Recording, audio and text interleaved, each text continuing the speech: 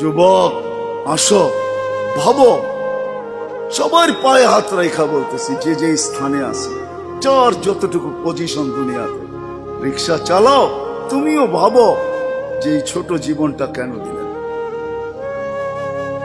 বাবা উচিত কেন দিলেন? ওই জান্নাত পাওয়ার জন্য বলে। আপনি কি করে বলেন? এই জন্যই বলি, কেন আমাদের যাত্রা জান্নাত থেকে, আমরা জান্নাতে যাব। আদম আলাইহিস সালাম জান্নাত থেকে যাত্রা শুরু করছেন, আবার উনি ফিরা জান্নাতেই যাবেন। আমাদেরকে যদি আল্লাহ জান্নাত না দিবে, তাহলে মুসলমানের ঘরে আমার অস্তিত্ব দিল তো দিল কেন? আমি তো ডিমান্ড নোটও ভরি নাই, আমি তো আল্লাহর কাছে চাইও নাই, আমি তো আল্লাহর কাছে অনুরোধও করি নাই।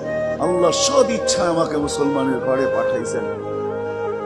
দুনিয়াতে পা রাখতে দেরি, আজান একামতের ধ্বনি আমার কানে আসতে দেরি হয় না। কিন্তু সব সত্য, কিন্তু এটাও সত্য, আমি সবকিছু পাওয়ার পরে হারায় গেলাম, আল্লাহকে ভুলা গেলাম।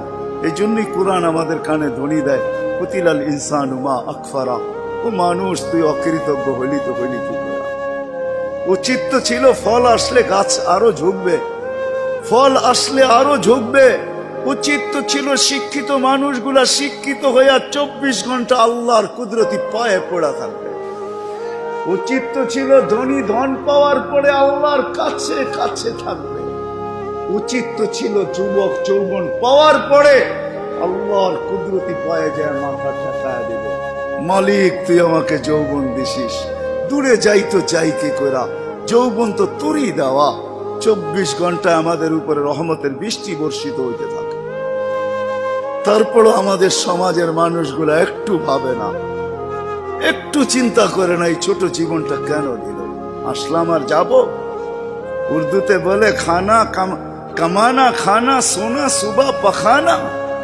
এটার জন্য তো দুনিয়ায় দেন নাই, জীবনটা দেন নাই যে কামাবো, খাবো, ঘুমাবো, আর সকালে খালি করব, আবার কামানোর জন্য ছুটবো। মা বোনরা হয়তো 1-8টা বেশি করে, পকানা সাজনা সাজানা, খানা খিলানা, সোনা, আর পরেরটা তো সবারই সমান। এতটুকু হয়তো মা বোনদের 2-1টা বেশি, 4 তো পুরুষের সমানই। এই জন্য জীবন আসেন ভাবি, কোন দিন এটা ফুরে যাবে কেউ জানে না। মৌত কারো কাছে মিস কল দিয়ে আসে না। দুনিয়ার কোনো ব্যক্তিত্ব নাই, একজন ব্যক্তিত্ব ছিলেন, মৃত্যু যার কাছে বইলা আসতে হয়েছে। আল্লাহ নিজে বলছেন মালাকুল মউতকে, বন্ধুর কাছে যাবে, অনুমতি দিলে ঢুকবে, নাইলে ঢুকবে না।